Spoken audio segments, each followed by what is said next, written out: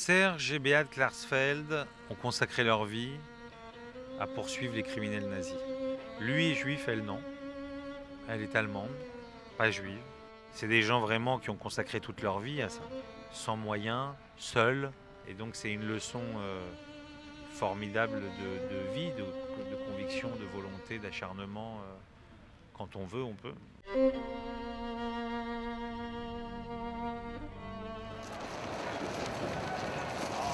Donc il cadre Olivier, oui.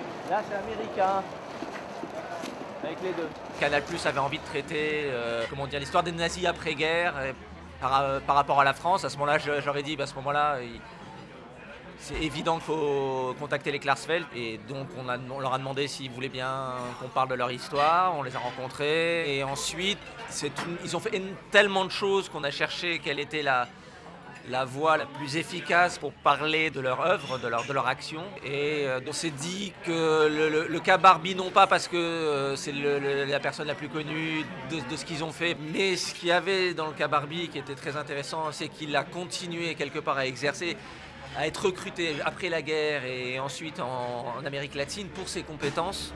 Donc il a aidé les dictatures contre les communistes guerrieros boliviennes, péruviennes, etc. Action!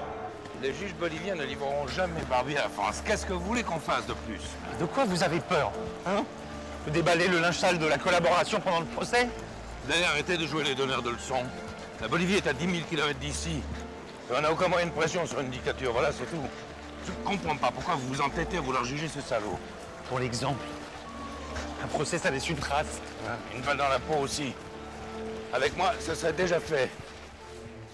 On a été projeté dans ce problème de l'impunité des criminels nazis qui avaient opéré en France et qui étaient les seuls au monde à ne pas pouvoir être jugés. Donc accepter qu'on ne juge pas des gens sur lesquels pesaient des crimes terribles, bien c'était mal de la part de l'Allemagne, donc il fallait y remédier. Voilà.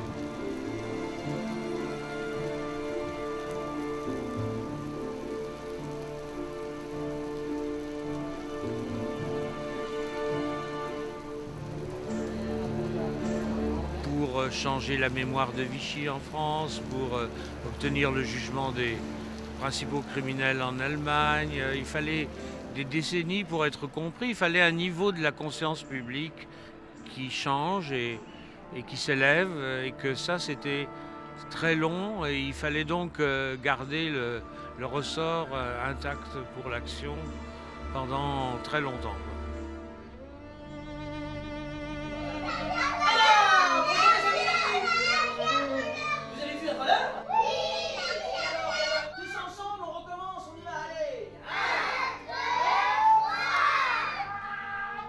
Je cherchais quelle forme d'esprit avaient l'un et l'autre et quels acteurs pouvaient interpréter cette forme d'esprit. Quand on voit ta main se baisser, on crie parce que Guignol il a pris un coup? Non.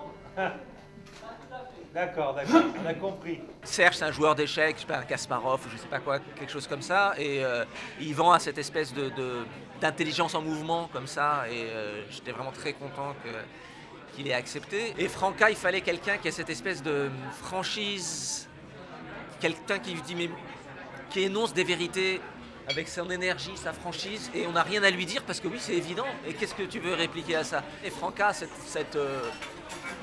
énergie de base, voilà. La France refuse de bouger. Alors j'ai pensé que vous pourriez nous aider quand vous avez arrêté les chemins à Buenos Aires. Et vous vous souvenez du bordel diplomatique? Cette histoire a fait beaucoup de tort au Mossad.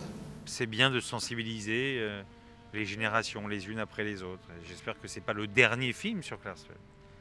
Il faudrait le refaire dans 5 ans, dans 10 ans. Mais je pense que c'est, oui, important, parce que je me souviens même qu'au moment du procès, certains ne savaient pas qui était Klaus Barbie. Donc oui, c'est important de faire des films comme cela. On se dit que s'ils n'avaient pas existé, l'histoire de l'après-guerre aurait changé. Le souvenir qu'on en aurait, l'image qu'on en aurait changé. Et c'est deux personnes qui auraient pu être n'importe qui. Et c'est cette sensation que n'importe quel citoyen, à une époque où on a l'impression que tout nous échappe et qu'on peut être que victime du système, que de citoyens, par leur intelligence et leur persévérance, peuvent changer le monde. Voilà. C'est cette chose-là qui m'a le plus frappé à leur contact et que j'avais envie de rendre. Voilà.